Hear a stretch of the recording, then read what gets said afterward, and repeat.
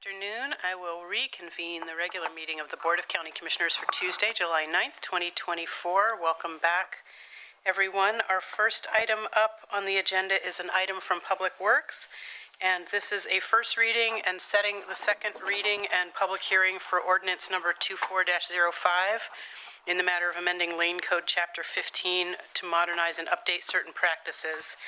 And we have with us online, Commissioner Heather Buck is joining us, so all 5 commissioners are present. And we have our Senior Transportation Planner, Becky Taylor, although we seem to have lost, there is our Office of County Council Representative Tiffany Johnson, and there is Becky Taylor here to introduce this item for us. This is just a first reading. Oh, sorry, I'm supposed to be reading a script. Sorry, the post-lunch situation. Pull that up. Apologies. All right. Go.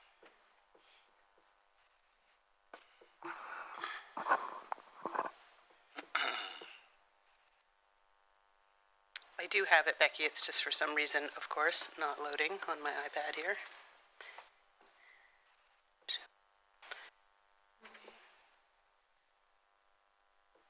There we go. All right. So this is a draft ordinance. Staff requests the second reading and hearing date to be set for July 30th, 2024 with a 1:30 p.m. time certain. Staff will provide a staff report at that time. We do have, as I said, Becky Taylor, our Senior Transportation Planner, and Tiffany Johnson from the Office of County Council to answer any questions.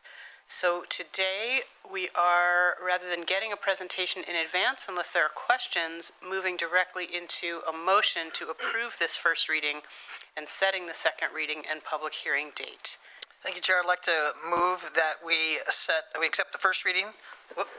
You're gonna make me do that? Okay. Move to accept the first reading of ordinance 24-05 and to set the public reading and public hearing for July 30th, 2024 at 1:30 p.m. in the Lane County Public Service Building, 125 East 8th Ave, Eugene, Oregon. Is there a second? I'll second. Thank you. It's been moved by Vice Chair Lovell, seconded by Commissioner Senega to approve the first reading and set the second reading and public hearing on ordinance 24-05. Is there any discussion to the motion? Seeing and hearing none, I will call for the vote. All those in favor, please signify with an aye. Aye. Aye. Aye. Aye. Thank you. Motion carries 5-0. We will see you back here for the second reading. We'll get a little more information in staff presentation at that time. Thank you very much, both of you, for being here. Thank you. All right, with that, we will move into item 10, which is a few items from Health and Human Services.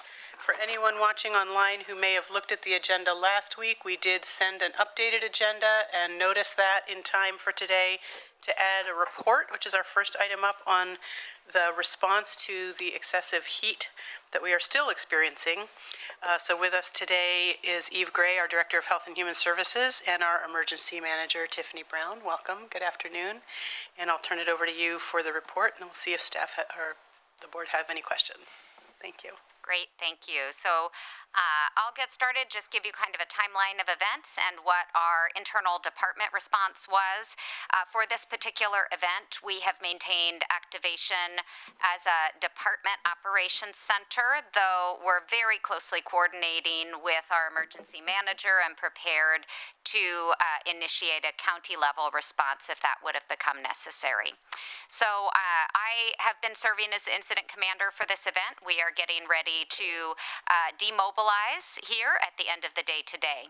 Our focus areas within our Health and Human Services activation, so we first became aware through our public health preparedness team, and this is a team that is funded by the Oregon Health Authority for us to be able to maintain a level of preparedness around response to public health emergencies. So they received notification through their channels on Tuesday the 2nd that we were being upgraded from a heat watch to a heat warning by the National Weather Service, and that triggered us to think about this is likely to be a sustained event with triple-digit temperatures and minimal overnight cooling. That's when health risks come into play when we're looking at heat events. At the time, we were looking at worst-case scenarios in the 10% range, that this would be an extended heat event of 110 degrees or more. So given that possibility as well, we felt that we needed to activate to make sure that we were monitoring the situation and prepared to respond to the community's needs. So the ways that we activated within public health, we had emergency support function 8, and that is health and medical. They were monitoring a couple of things. One is the National Weather Service reports, attending those every day from the 2nd through the weekend, and today was the last day of our daily calls. We also were monitoring a system called Essence, which it's a state system that the emergency departments feed data into, and that tells us if there are emergency room visits related to heat.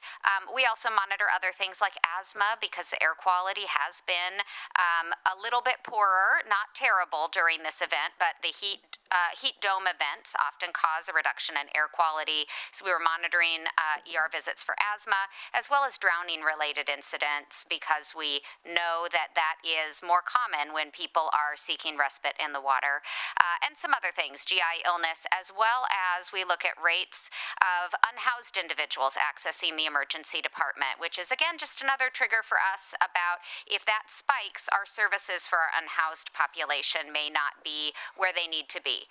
So all of these are little data points that could give us information throughout the activation around, was what we were doing working for the community, or did we need to step things up? We also had activated emergency support function 6 through the Human Services Division. This is mass care and sheltering.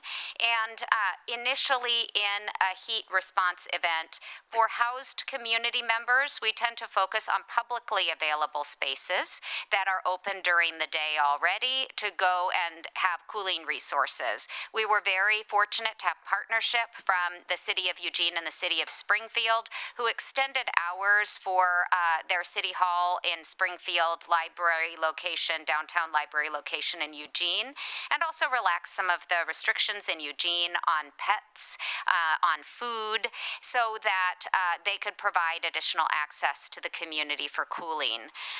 So for housed community members, usually those publicly available spaces and access to waterways and all of the other ways that housed community members manage through a heat event, usually that is adequate. What we know is that our unhoused neighbors become at risk much sooner than many of our housed neighbors. So we worked with St. Vincent de Paul. They activated, thanks to some Lane Community Health Council funding that was received this year, cooling center operations starting on Saturday, and they will shut their operations today. They saw only 12 the first day, but the second day they had 40, and yesterday they had 44 individuals accessing services through this cooling center that they were running, which is an indication to us that that was a necessary service, and we're glad that we could provide it within the community. We also were coordinating through Emergency Support Function 6 we have a local heat collaborative, and we did an activation of that heat collaborative, which triggered LTD to provide free bus rides to cooling centers. We also partnered with Food for Lane County. They provided bottled water and actually delivered 3 pallets to Oak Ridge yesterday, with Oak Ridge requesting some support in that regard. And again, just monitored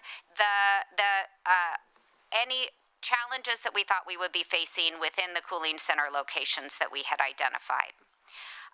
In addition to Emergency Support Function 6, communications was a very big part of our response. So we had our interim PIO, Del Borden, who focused on getting messaging out all weekend long.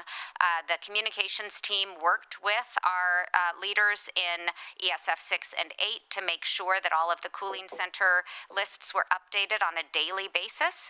As we identified new pop-up cooling centers that were happening in different communities, those were added to our list. We were pushing that out through social media, through press releases, and through community partners who have their own mailing lists. We were also reaching out to the hospitals, making sure that on-site leadership through the weekend, charge nurses, house supervisors had access to the cooling center resources, and also phone numbers for our coordinated care organizations who were also working all weekend to respond to Medicaid member requests. They had also done proactive outreach before the weekend to reach out to known at-risk members in order to make sure that they had a plan to be safe through the weekend. So overall, very good coordination. We had a total of, I believe, 12 heat-related emergency department visits throughout the weekend while we were monitoring Essence. That's very low for an incident of this nature. As of today, we have reached out to the medical examiner as well as death investigators in the hospitals. We have no known heat-related deaths related to this incident in Lane County. Now, there is still the possibility that someone could be found. That is, people who are alone in their homes sometimes are not able to recognize the signs and symptoms. We did do a lot of communication asking people to check on their neighbors who lived alone, but that continues to be an area of risk for us. And of course, this is another day of heat, and we have an additive effect. But as of now, we have no known heat-related deaths. So with that, I will turn it over to Ms. Brown, who can talk about the activation that happened through the EOC cooperators. Thank you. Thank you, Commissioners.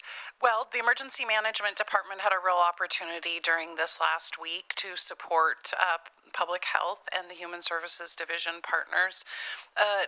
A specific opportunity to really focus on mass care. It is one of our most important functions, and without the distractions of added events or hazards that were occurring, we were able to just really double down and partner with Public Health and Human Services Division to understand how we make that system work better. For my part, our primary function was to host and stand up a cooperators call every day. We had I think 35 people on the call during the 4th of July holiday, which I think is a good indication. There was a real commitment for people to show up. I received a number of requests to be added, and I think at the last check we now have 195 people registered to receive that notification when we activate the Emergency Operations Center and when we stand up those cooperators calls. They do work. People get information, maybe not in real time, but updated at the same time, and they hear the information at the same time, and it's really valuable. I'll say that the information didn't change tremendously after the first couple of days, but the value in these is that if something were to happen, if the situation worsened, or we're in wildfire season, something else happened, we have that vehicle in place so that we're able to just quickly assimilate information and resources into that. I want to commend the Public Health and Health and Human Services staff for their response. They were really leaning into this. It was a pleasure to support them, and I didn't respond to COVID in this county, but in a similar way, I feel like we kind of got the band back together, because what I did for them in the past week is what I did for about 9 months for my public health department back in Clatsop County. So that was an experience that paid off, I think, this last week. Our state partners were at the table again. They showed up for the cooperators calls. Really, we were just leaning into this. We drew a number with the state for an incident so we could rapidly request resources. We stood up the cooperators calls. We did a walkthrough of the Emergency Operations Center with TS, with the Public Works Department, with everyone who has a hand in that.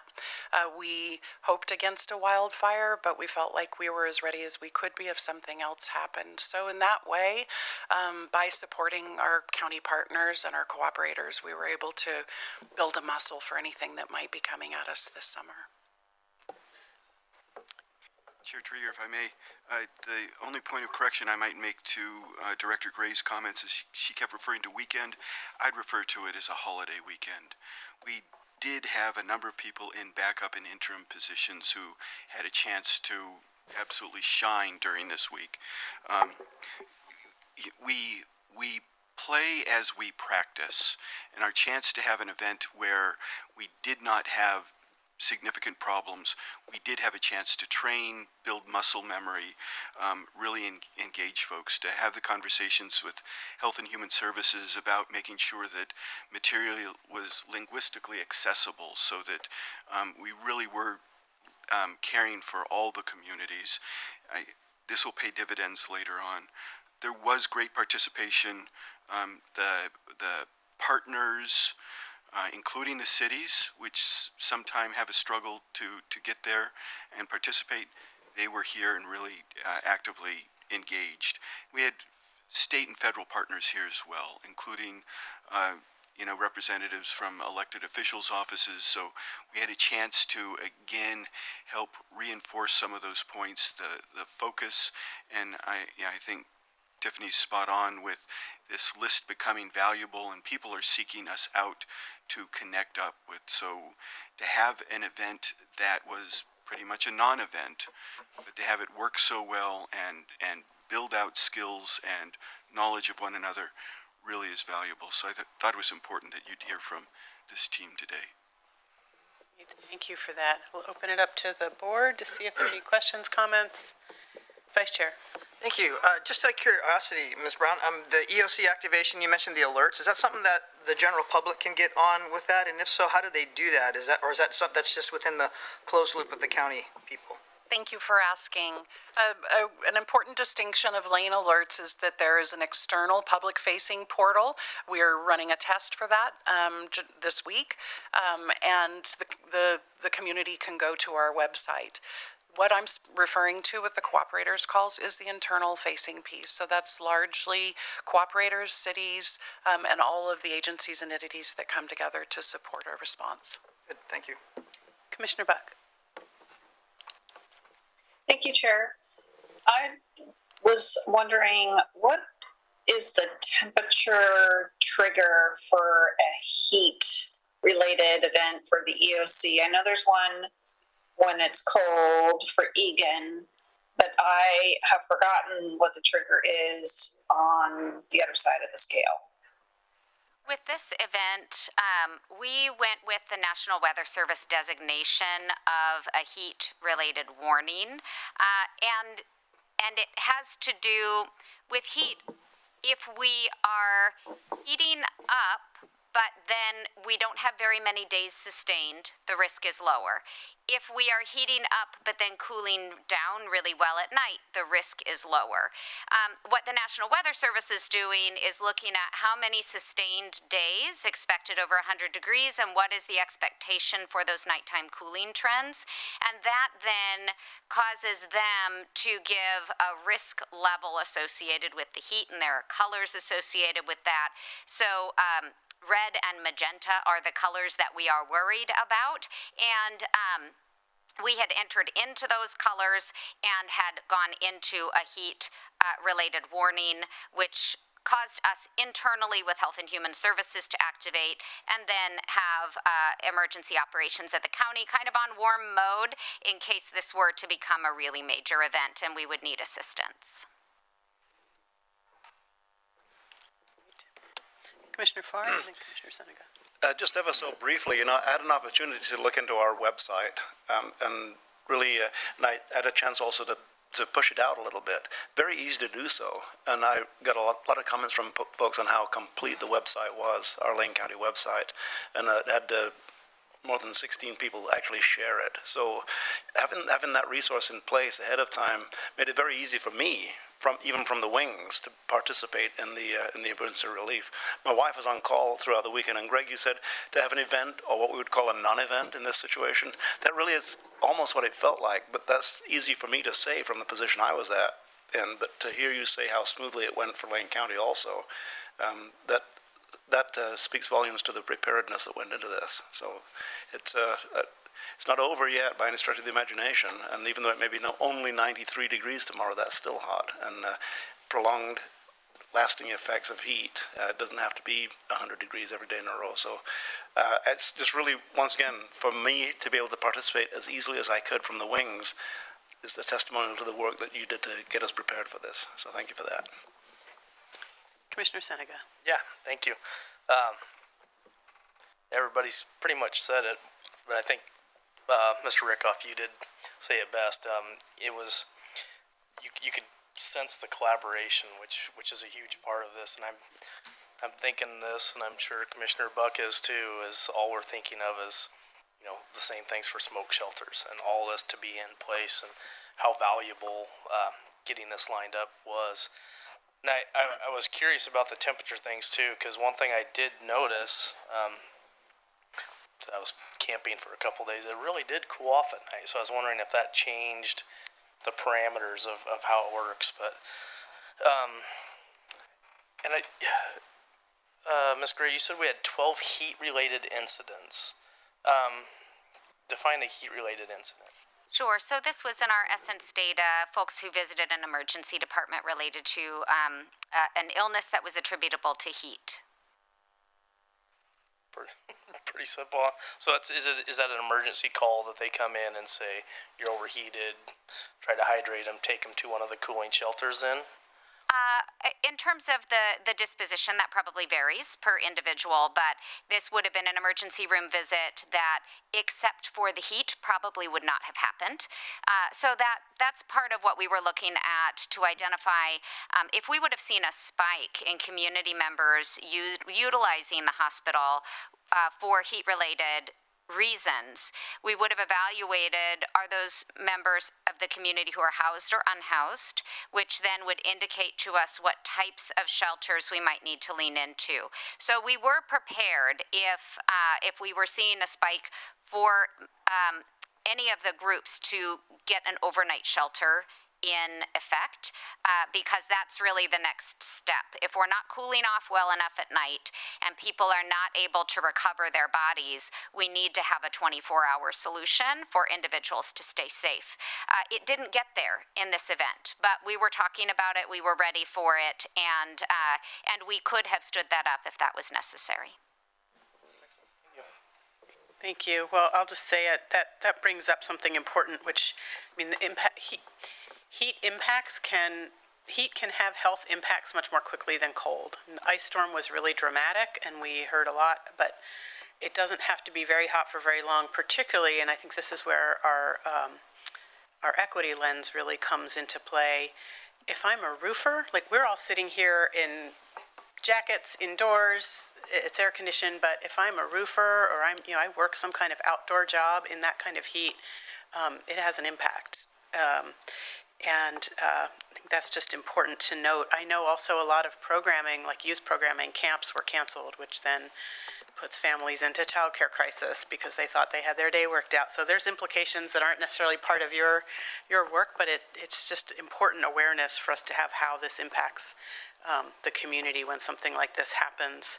And I think you mentioned, of course, we go right to thinking about people who live outside and the dangers, but people who are housed inadequately or in trailer parks or mobile homes or top floor apartments without air conditioning are often really at risk for dehydration and heat-related illness. So I do wonder if we'll see those numbers change. But it's great to know that we're ready. And I noticed lots of the communications and outreach and also shared that out. So I think we did a really great job on that.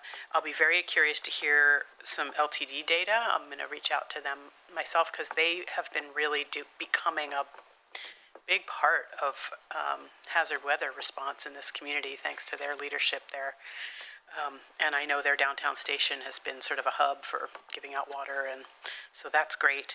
You also mentioned more water rescues, and I know our sheriff's office and the local police departments were very busy with a number of water rescues, so that's a great reminder to the public to be safe on the water. And then lastly, the lane alerts. It's really easy to sign up. I know we are doing a test. You can sign yourself up for it. You can say whether you want your phone to ring, you want a text alert, you want an email, you want any combination of those. And I got those alerts, so just encouraging anybody and everyone who's watching to sign up for lane alerts so that you get those notifications, especially as we head into fire season when this was a fairly slow-moving emergency that then ended up not having huge impacts because of our readiness and your great work, but fire is not the same. So thank you. Appreciate it. All right. That looks like it for this item. Thank you. I know Director Gray is staying at the table for 2 more Health and Human Services items. Thank you, Tiffany, for being here. Appreciate you. Next up, we have 2 orders in front of us. The first one, 24070909, in the matter of approving one amendment with St. Vincent de Paul. And Commissioner Buck. Thank you, Chair. I'm going to declare conflict of interest. I'm related to the Executive Director Emeritus of St. Vincent de Paul, who is still employed with St. Vincent de Paul. And so I am going to recuse myself and go off camera till the next item. Thank you. Thank you. Okay, so this is a continuation of a contract for an access center for homeless single adults. Let me make sure I said that correctly, that it is an amendment. Yes. Any questions? Seeing none, I will look for a motion. Yes, Chair, I move to approve one amendment with St. Vincent de Paul and delegating authority to the county administrator to sign the amendment as per order 24070909. Second. Thank you. It's been moved by Vice Chair and seconded by Commissioner Senega. Is there any discussion to the motion? Seeing none, I'll call for the vote. All those in favor signify with an aye. Aye. Motion carries 5-0. And just, great, here comes Commissioner Buck back. Thank you. Next up, Order 24-07-09-10 in the matter of approving 4 contracts with Oregon Housing and Community Services, Whitebird Clinic, Workforce Partnership, and Sayusla Outreach Services, and 4 amendments with 211 Info, Upper Willamette Community Development, Lingava Interpreters Incorporated, Caseworthy Incorporated, and delegating authority to the county administrator or their designee to sign the approved actions. Director Gray. Well, you've got it now that we have all of it in the title. So those new contracts, 3 of them are revenue contracts from organizations that we work with regularly. The Oregon Community Foundation is related to our fundraising for the Stabilization Center. Then an expense for Sayusla Outreach Services, who have done a lot of prevention work with us. That is not new, but this contract must be new. So happy to answer any questions. Seeing none, is there a motion? Yes, Chair, I move to approve 4 contracts per Board Order 24070910 with Oregon Housing Community Services, Whitebird Clinic Lane Workforce Partnership, Sayusla Outreach Services, and 4 amendments with 211 Info, Upper Willamette Community Development, Lingava Interpreters, Inc., Caseworthy, Inc., and delegating authority to the county administrator or their designee to sign the approved actions. I'll second. It's been moved by Vice Chair, seconded by Commissioner Senega. Any discussion to the motion? Seeing none, call for the vote. All those in favor signify with an aye. Aye. Aye. Thank you. Motion carries 5-0. Approval of Order 24-07-09-10 as presented. Thank you. Thank you, Director Gray. Thank you. Chair Trigger, if we could return to item 10B, I believe in your statement, Oh, you thank called you. it a 5-0 vote. As soon as you said that, I see that. Thank you for that correction. It is a 4-0 vote with Commissioner Buck abstaining. That was your county council catching that. So. Thank you very much. It's work. Just a correction, that was a recusal. Recusal, thank you.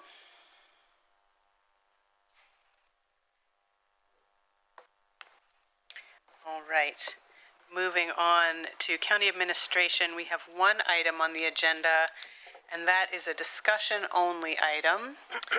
And I will welcome back our Chief of Staff, Judy Williams, and joining her is Jeff Kincaid, Senior Operations Analyst. And it looks like they're queuing up a presentation for us, and this is to discuss, I guess this is to begin planning for strategic planning. Great. Welcome, thank you. Right. Good to see you all. Good afternoon, Chair, Commissioners. Judy Williams, Chief of Staff, and I have Jeff Kincaid here with me. And we'll introduce the rest of our team in a few minutes. But I just wanted to do a quick overview. We have a few slides as well, and the information's in the materials. That's part of the agenda.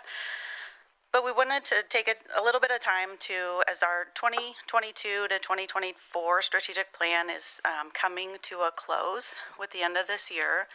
And we will try to bring to you an update on that plan at a future time. But we wanted to start with the planning stages of this new plan. So we're excited to bring this item to you as we look forward to what that strategic plan looks like in the future. Thanks, Jeff. So just a very quick overview on the purpose of strategic plans and why this is important, why we feel it's necessary moving forward. So like anything that we do in life, planning for it and doing as much as you can to identify what things should look like. What is the bigger kind of why behind everything? It just gives one a lot more direction, purpose. You can have collective goals that we can aim to accomplish. It gives the organization, employees, the community kind of a sense of what are we saying that's important to us? What have we identified as our priorities? And what are we looking forward to accomplishing collectively? And in that, we really try to tackle the roadmap in order to achieve those goals. So what does it look like to accomplish such a plan, and try to lay it out in a really transparent way so that employees, the organization, and the community can really see what we're striving to do and striving to accomplish. Our plans don't need to be very flashy and big, and I think the focus is really to have an authentic, transparent understanding of where are we going, what's important to us, and that we can easily use the strategic plan, that it's accessible, something that we can easily go to, and everybody can have a shared understanding of what does it mean and what are we looking forward to achieving. And I think one thing that I wanted to bring into the discussion, and I'll talk a little bit about some of the brief outcomes that we've seen over the years, but just we've had some discussions that have been pretty interesting in our directors' meetings where we've really talked about strategic planning and looking at our current strategic plan with a lot of initiatives on it. Talking about this idea of like a golf team versus a soccer team, and what do you accomplish as an organization? Is it, kind of individual efforts, whether it's department efforts, program efforts, or collective efforts, kind of more in the soccer team aspect where we're all striving for the one kind of shared accomplishment and shared goal.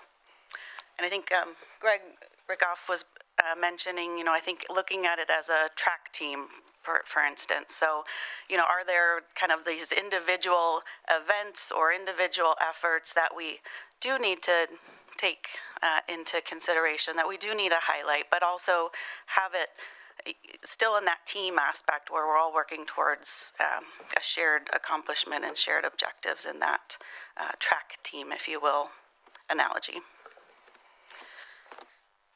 So some of those key Jeff. So some of the key outcomes, and I'll talk about it a little bit more specific on the next slide, but just what we've seen over the years with our strategic plans, they've really worked to help us either build relationships, increase collaboration between departments,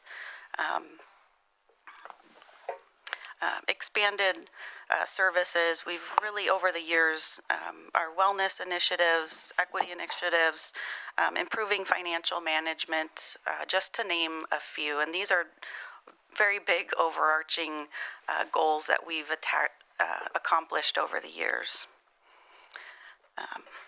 Next slide. So these are just a handful of the prior plans that we've adopted over the years, and I'll just very briefly touch on some of these, and I wanted to highlight them as just to talk about why we have strategic plans, but also how they're vastly different for different reasons, and it's a lot due to the timing. So one of our first ones up there, it was a 5-year plan where we had very specific 5 goals, SMART goals, where we really identified, what are we all focused on, just these 5 items, and in a 5-year time frame.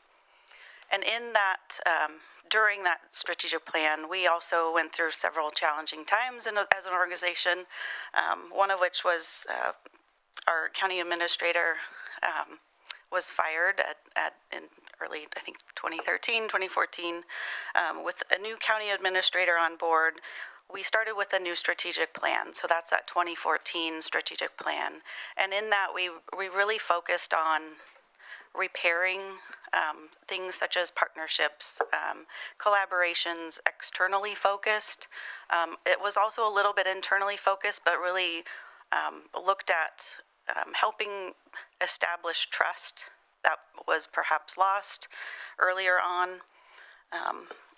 And then also a lot of focus on like financial management as well, as that was some concerns. In some of the later plans in 2018 and 2022, there was a lot of focus a little bit more inward, so definitely working still with our external partners, but just focusing a little bit more inward in the administrative aspect and really taking into account the employees here in our organization. And then 2022, just a reminder, when we did put this last and latest strategic plan together, it was during the pandemic. And so a lot of the engagement that we did was almost entirely virtual. So that provided some challenges, but also some opportunities to really hear from as many people as we could. And I think it's just worth noting, during the process and how much you plan, I think reflecting back, as we've been doing a lot lately, I think coming back to the purpose and the why of having really clear priorities, having a simple, again, easy to use strategic plan. And ours is a little bit daunting if you reflect on it.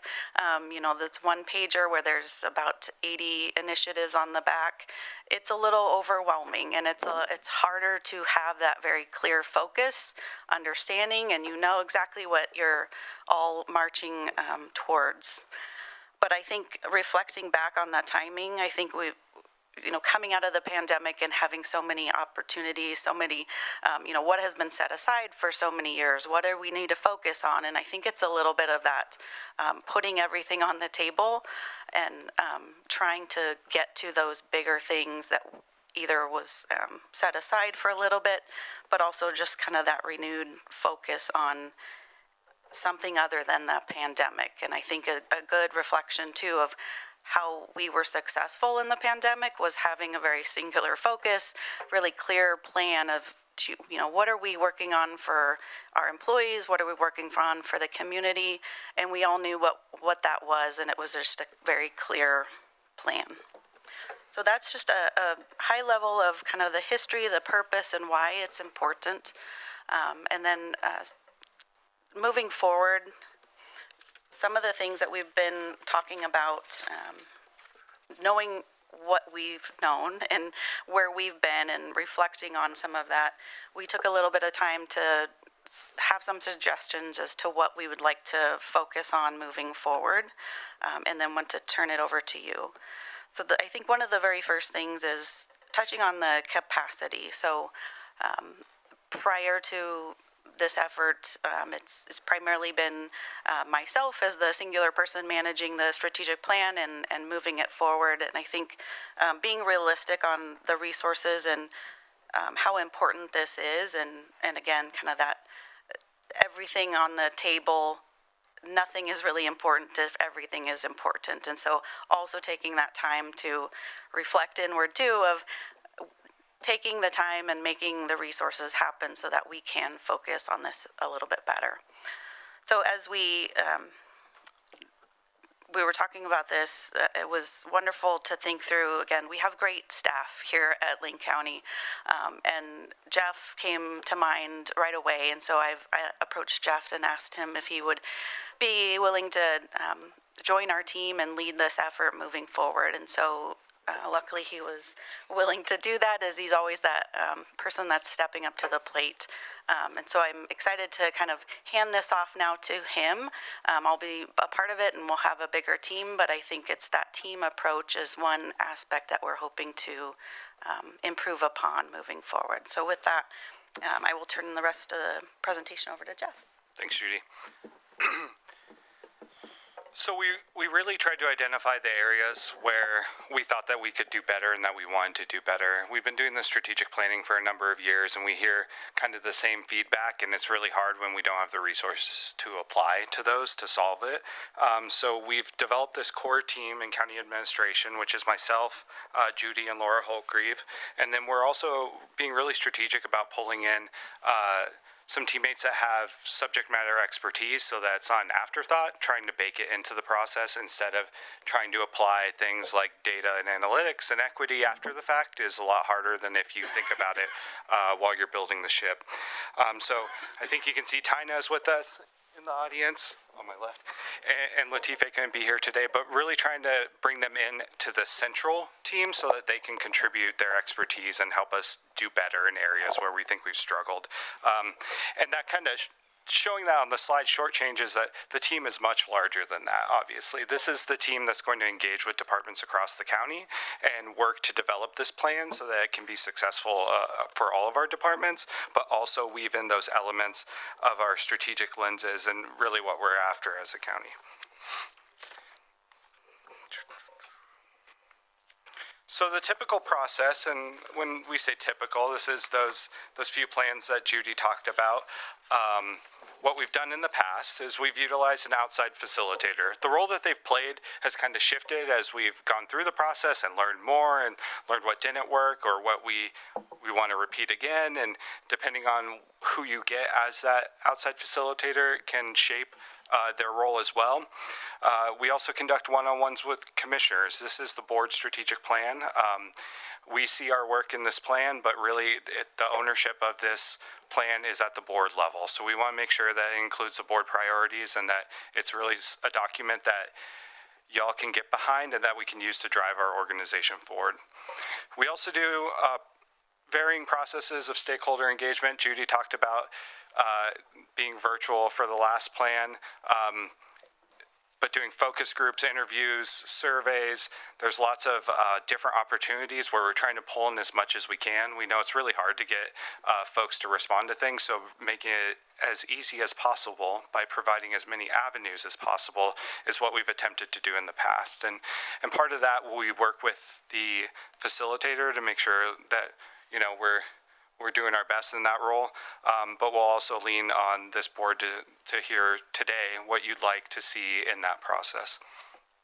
We also have large kickoff events where, similar to what we do for the budget process each year, where in January we have a leadership team kickoff. We talk about what's going on with the economy, what we're thinking in the legislature, all that. We do a similar event for strategic plan to kind of give a heads up like, hey, this is coming and you're going to have a role to play in it, and we want to make sure you're there at the table.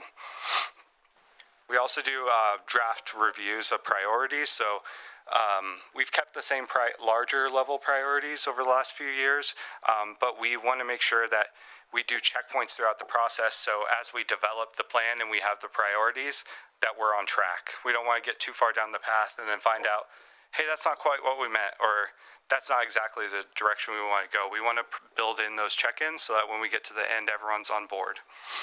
And then the last is we have a draft final plan where we get another opportunity to make any tweaks before final adoption. And then we get to what we'd really like today, which is this is really kind of the kickoff process, but the point of today is we want to hear from the board on what you would like to see. What does success look like? What key elements do you want to see as part of this process? We're not here today to ask you what you think the priority should be, but more, what do you want to see as we go through this process? Are there certain check-ins?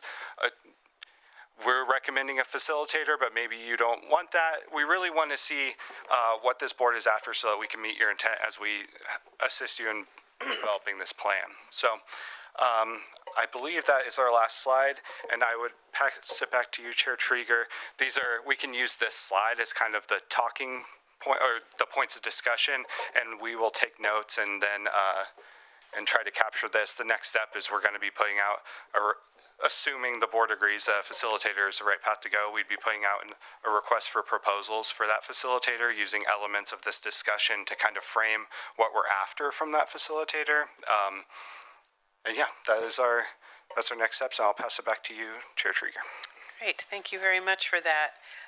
So we'll just open it up for conversation. I'll just note it's 2:15 now. We have a 3 o'clock time certain exec session up in the conference room, and just a handful of minutes worth of business left besides that. So we have some time for this conversation. We also don't have to fill the time if we don't have a lot to say, but it would be great for staff to go away from today with a little bit of direction about next steps. So I'll open it up. Commissioner Farr. Thank you. I wonder, could you bring up that first slide, the second slide, excuse me, that showed the evolution of the strategic plans beginning with 2012, that one right there. Now, if we look back to 2012, Judy, you and I can do that. We're the only ones in the room that can. Not that people weren't here in the community, because our strategic plan, what you have done through the years, you've helped with the evolution and the maturation of the strategic plan and the strategic planning process till we've gotten to the point where we are today, where it really is a matter of nursing it along into the next level of strategic planning. If we go back to 2012, where I was on the sidelines, and then back to 2014, which is when Steve Mokrahajski came on board, we think of what was happening in those years. In 2012 and 2013, when I first came to this organization, I'd come in every day to find an empty office that was filled yesterday, to find people walking down the hall with boxes in their hands, talented people who had done superb work for Blaine County no longer here because of the turmoil that we were experiencing during that period of time, due to budget cuts and due to an overhaul of the entire administrative system in Lane County, when we consolidated departments, and it was a real traumatic shock for the entire organization at that point in time. Now, looking forward to 2022-24, that's just an echo in the past because of all of the steps in between. And you said something that you said when you look at the back page of this plan is daunting. Well, it isn't really. And I'll say why. Because if you look at the individual lines, if you look at it as a chunk of typeset, it does look daunting, but if you look at the individual lines, it's very easy for every single person in this organization to look at the job that they are doing today, this minute, and how does it fit into the strategic plan. I think you've done that good of a job in maturing the strategic plan and making it pertinent to the changing times. And we're changing again. We're in the process. We're in a period of change right now, whether it be to excessive heat in the summer, which we experience now every summer, an emergency department that we didn't have in 2012. Maybe we didn't need it, I don't know, but we certainly do now. So the point I'm trying to make, Chair, is that this is an evolving plan, that it really doesn't need a great deal of new ingredients and manipulating and kneading, just a matter of nursing it along and moving it to the next phase. Bearing in mind, and Jeff, you said we're not talking about specifics of the strategic plan. We all know that public safety, we have a large focus on that right now. We also know that every single meeting, housing is an issue. So how that weaves in throughout the entire plan is going to be an important part of how we evolve into the next phase of Lane County's effectiveness. And I'm going to once again say to you, Judy, you've been the flag bearer, you've been the guidon bearer throughout the entire process. And really, to go from 2012 when we had really nothing to today where we are just, once again nursing it along, is if you weren't there in the beginning, you don't know how far we are today. So there we go. Commissioner Seniga, you want to put the slide back up? Yeah, so I know our chief of staff loves public accolades, so I'll just say that you're leaving us in great hands. I'm really excited for the change and for something to be taken off your plate. And to get back to our original talking points here, Yeah, I'm completely good with the outside facilitator. I know we've had great success in the past, and I think they come in very neutral, and that is helpful. It sounds to me like maybe staff is asking for a simplified strategic plan. Am I hearing that correct? With yes or no? I think the word daunting kind of hinted at the plan is really comprehensive. And we've gone back and forth with this, right? Because we're a large organization we provide a lot of different services, and we want employees to be able to see themselves in this work. But then also, this is the board strategic plan, and we can't have every single, we are doing great work across the community. I think Mr. Mokrihajski would say that counties are an inch deep and a mile wide. So we're doing all of that work across the community. How do we find that balance where employees feel like their work is in it? But so it's not written in type 6, super tiny font. So I think that there's a lot going on right now, and staff would appreciate that, a tight focus. But of course, that's up to the discretion of the board and what the board would really like to see. Yeah, well, and that's kind of what I've heard through different hallways and talking about the strategic plan and things is maybe looking at trying to focus it down a little bit, which I would fully support. Because I think something was said earlier, if everything's important, nothing's important. Yeah, so I support that, and I'm completely on board. Commissioner Buck. Thank you, Chair. I agree with Commissioner Senega's remarks there and staff.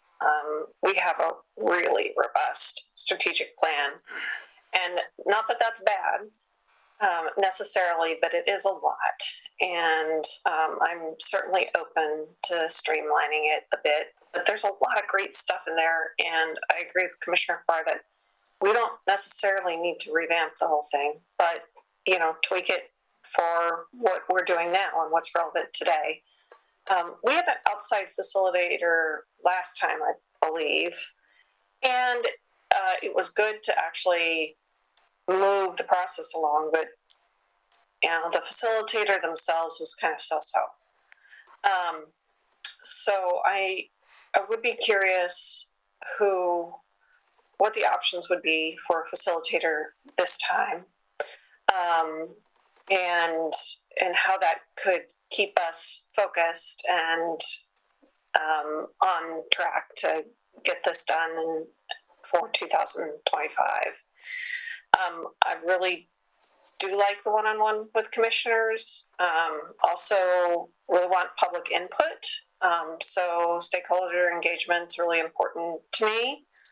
I'm not sure whether we need a formal kickoff event or not, but I would leave that to you all as staff. But getting staff's input on what they think is really important on the strategic plan would be really helpful too. But the public's engagement is important as well. So how will we be able to tie in the public engagement is I guess an open question. Thank you. Vice Chair. Thank you, Vice Chair.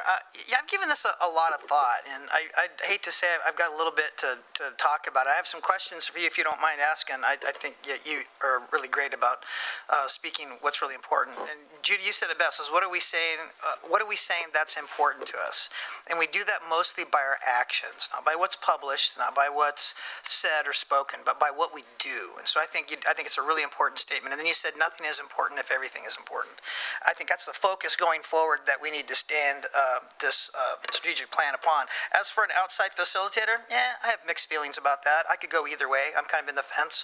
I agree with what Commissioner Senega said, that sometimes a fresh pair of eyes in a neutral position opens up a lot of great discussion. So there's that. But then also I think we've got a lot of history behind us of what we really want and where we want to go that I think I'm always thinking in the form of efficiency. We get it done a lot quicker by using what we got and moving forward. So that's just my own personal opinion. But Greg, you both said too about, you and Judy said the soccer and the team track team approach. You have both individual, you got pole vaulters, and you got the goalie.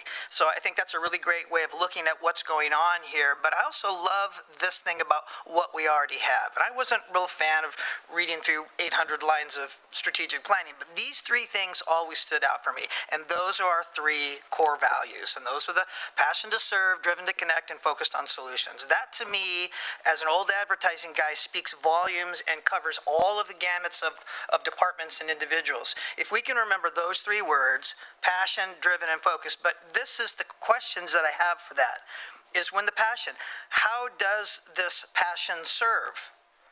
Okay, that's the question we need to say. How does this passion serve? And that can be asked by every department head. How does this passion serve? How does this passion that I have serve the community better?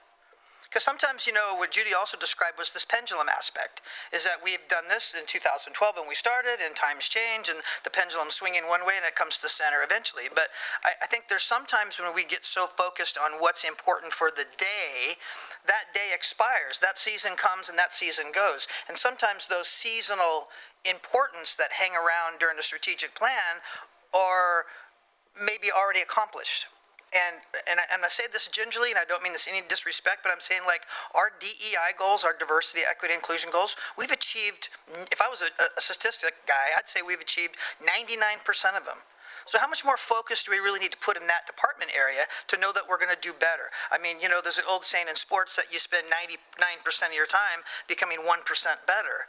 And I'd hate to see us use a lot of that time to make that 1% better when so many other aspects of the community service need our attention. The driven to connect, how does this connect? What is this effort of this passion? What does it do to connect today at the level of communication that we can have today? That's what I'd like to know. And then the focused on solution. How do we get to the solution of the season? Not necessarily the solution that's going to be right for here to eternity, because it may not be. It may just be right for the season. And it's our job not necessarily to make the right decision, but it's our job as a board to make sure the right decisions get made for the times that apply. So that's what I think, this focused on solution, we should ask another question is, how do we get to the solution of the season? And then back to my Navy days, it's the KISS plan. Everybody knows what the KISS plan is, right? Pick your S on the last part of the KISS. Keep it simple. In the Navy, they had a great word, but I can't say it in public, and I'd get bleeped on TV. So that's what they had. But I also have two questions. One for Jeff is, you said before that we have areas that we continue to struggle. Can you enlighten me about what areas you think that is? Yes, Chair Trieger, Vice Chair Lovell, particularly around measurement, data, and reporting. The reporting is kind of a mixed bag of, we have so many things to report on, and also frequency and staffing, which we're trying to address with building out a larger team. And the measurement and data are, I think it comes down to those SMART goals and building the plan in such a way at the beginning so that measurement and data are a part of the plan. Whereas the budget's kind of evolved and we've been using more measurement and data and metrics, but the plan wasn't built with that in mind, so we're trying to apply it after the fact.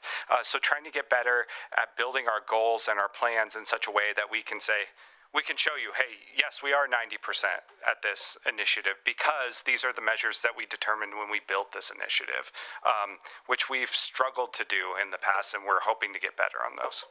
Great, thank you for that. And what I'm hearing you say is that, we lack some staff to do this. And so what I'm hearing my constituents are saying is, oh my gosh, you mean Commissioner, we have to add more staff to find out more data when, in my mind, we need to add a few more deputies?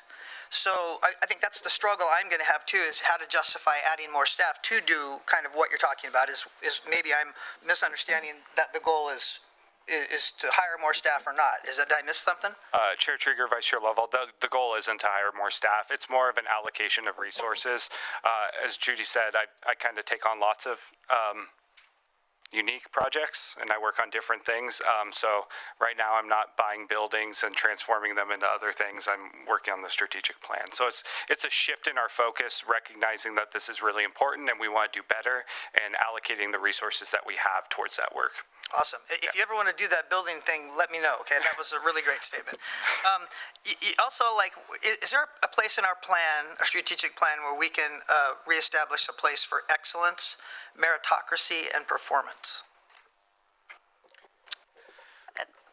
Chair and Vice Chair, and I'll let Jeff chime in too. But I think one of the things that we really try to focus on every time is reviewing kind of what I call like the heart of Lane County. And it's the mission, vision, values, those core behaviors, as you mentioned, and just like we've tweaked them a little bit over the years. And I think, adding here, asking our employees too. I think we got a lot of feedback on how much our core behaviors resonate to everybody, and so it was like, don't change those. We do have a set of values. Several years ago, we had 9, and now we have, well, we say 3. It's excellence, integrity, equity, and respect. And that can also be that time to, again, relook at values. Great, awesome. I'm looking forward to that one-on-one commissioner time, by the way. I like that idea. So Great, thank you for your answers. You guys are doing a great job. Appreciate it. Great, thank you, commissioners.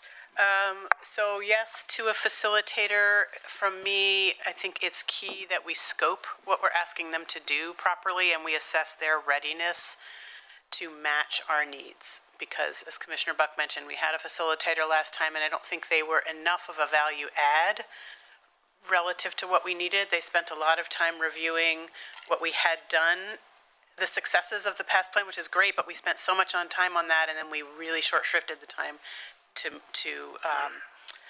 be facilitated forward, and that was a challenge. But I'm always a fan of a facilitator, also because the engagement, stakeholder engagement, kickoff, one-on-ones with commissioners, that's what the facilitator can do for us if we get the right one. They can make those things happen in a way that then incorporates into the process. So that's why I think a facilitator is important. I think, and same with, you have engagement options up there, focus groups, surveys, listening sessions, open houses. The right facilitator will guide us and make recommendations as to which of those strategies we might want to use, or may have some other ideas. So that's, again, why I think a facilitator is a good idea to help design the process with us.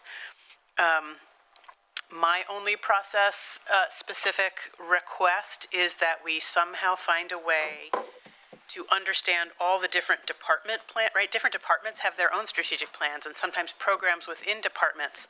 So how are those referenced? And I don't mean literally in writing in a list, but how do those inform the overarching, or are rolled up into the overarching countywide plan?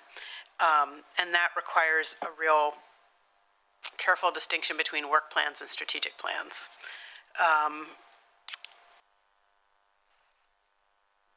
Yes, to the timing, that is when we need to have one. I think going to this question that a lot of people have raised in different ways, both here on the dais and at the staff table around capacity, I get that if everything's important, nothing's important, but prioritization and naming things as strategic initiatives are two different things. And I just worry about us burying work, or not being honest about what the work really is, or what needs to be done in an effort to simplify a plan.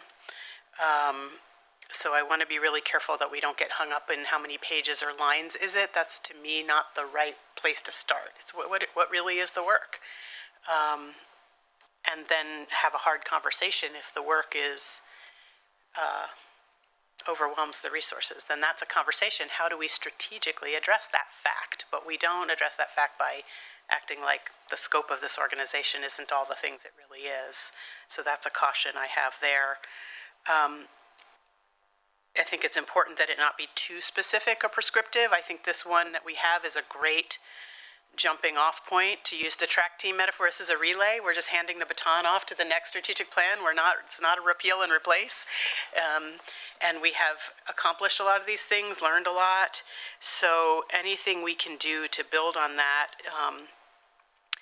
But the context has really changed in this post-pandemic, the lessons we learned going through that, the lessons our emergency response, both internally and community-wide, has learned from being through wildfires now and snow and ice events. And the degree and level of community engagement and employee feedback that we get now has changed as a result, I think, of those collective experiences. So I imagine our next strategic plan will reflect those changes somehow. So I'm excited. I feel like this is a momentum opportunity, and that we really focus on the word strategic and let the sort of work plan live with staff where it should, but that for us as a board, it's our job to help create a strategic plan. And that, again, finding the right facilitator to help remind us strategy is about leveraging resources, it's about meeting community need, it's about what are the opportunities, all those kind of things to keep us up here. And so the last thing I will say with that in mind is one thing that I don't know, as far as I know, we've never done, we certainly haven't since I've been either on the budget committee or here at the dais, is have a particular strategic plan area or goals for the board. And we've sort of started down the path with that work with our facilitator and having working agreements, but even having some sort of policy leadership goals, or even something that just makes a note of that in the organization's strategic plan. I know one change to the structure of it we made last time was that category, our people and organizational health, having sort of goals that are about how this organization operates, whereas the others are how we deliver services. Maybe it could live in there. So that's what I've got. Commissioner Farr. Thank you. Wonderful conversation among the board, and we seem to have coalesced around all the bullet points that you've placed up there for us. You know, there was a discussion about different departments having strategic plans, and really what we've done a good job with through the years is making certain that any strategic plan embedded in Lane County fits in, meshes with our overall strategic plan, and we've not strayed from that at all. Initially, back in 2014, when we were beginning with the Community Health Improvement Plan, which is more than just Lane County, but we're an integral part of it, it was important at the time, and we recognized that, to make sure that that didn't deviate from Lane County's strategic plan, which we were just embarking upon in earnest. And it didn't, and it did mesh. So that the net result is that, once again, people who are doing any particular element of their work on any given day can test it, if they so desire, and see how it does actually fit into the strategic plan. It's not extraneous from the plan. And the other thing that we've done a good job of, and we need to continue to, is to understand the difference between strategies and tactics. Strategies everybody understands for the entire organization. Tactics could be a small group of people working on it, and tactics typically have an end date on them, where strategies don't have end dates. So if we look down this long list that's on the back, 80-some odd things on the back of the sheet right here, there are a few strategies and tactics are blended together a little bit in there. And doing a good job of keeping that separate, because what Greg's tactics are, I don't even need to know generally, but what Greg's strategies are, I'd better know. And, you know, because otherwise I'm not going to be able to support him in the things that he is doing in his work. And I'd single you out, Mr. Rickoff, because that's the seat you're sitting in right now. But that being said, I think we've done a good job through the year of making certain that we didn't deviate from that, and that people, whether they be a 520 or a full-time, regular, long-term employee, can test the work they're doing and say, this is a part of the plan, I am a part of the process. And if you measure what I'm doing, it contributes to that score on the right-hand side, which is our score.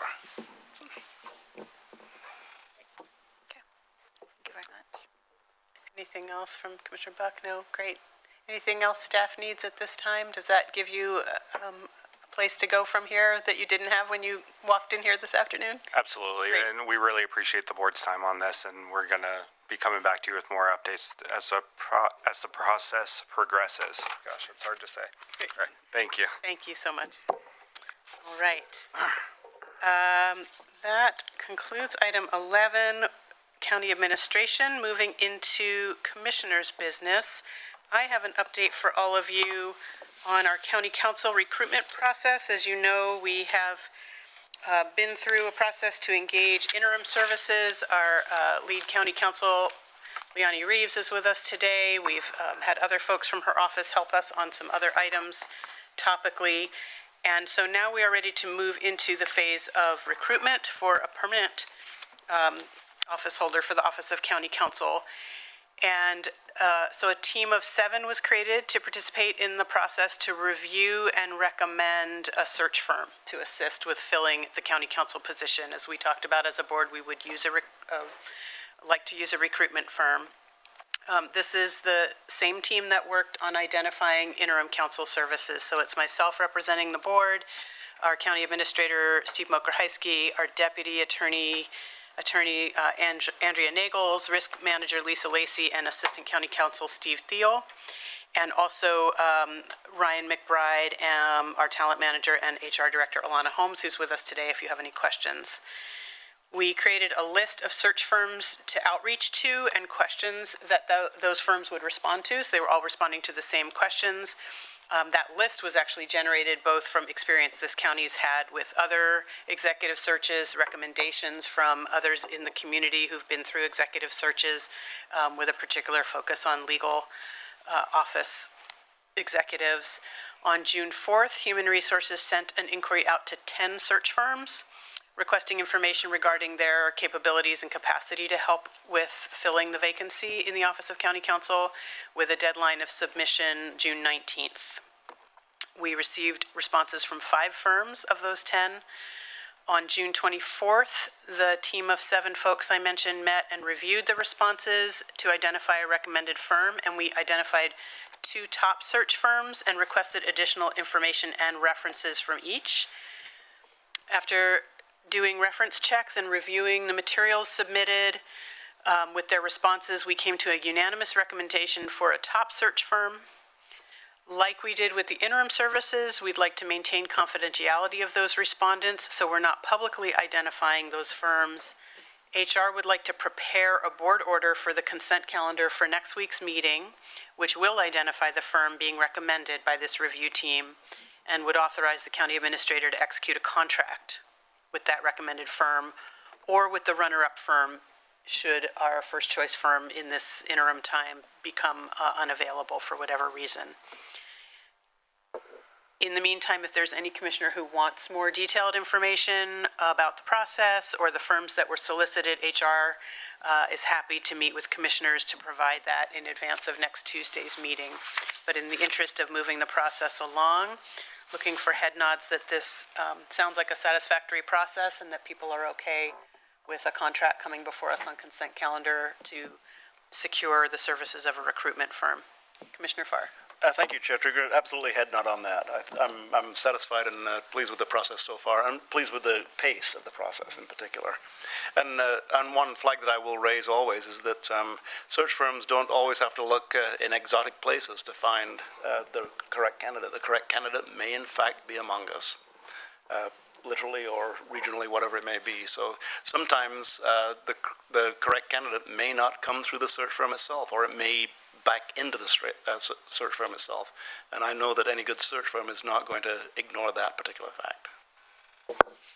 Thank you, Commissioner. And I will just say, a search firm is searching on our behalf, and that's the difference, and that's why we use a recruitment. It's not as passive as we post the position, and so I'm sure they'll be looking near, far, and in between on our behalf and making calls rather than, we're not simply adding a layer to waiting for someone to respond to a posted position. Absolutely. We discussed exactly that, the merits of even engaging a recruitment firm and why that matters in this case. And because of the highly specialized nature of the work. There's some very targeted ways to recruit for this kind of position that we don't necessarily have in-house. Great. Any other questions, thumbs ups? Great.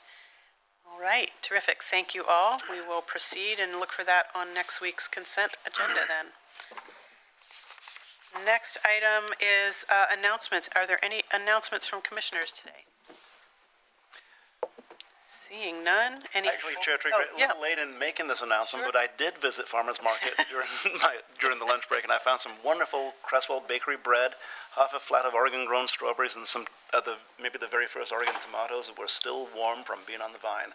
Or That's warm making from you hungry. Farmers Market, Tuesdays across the street from where we're sitting. So did you make a sandwich with all that? What was that like?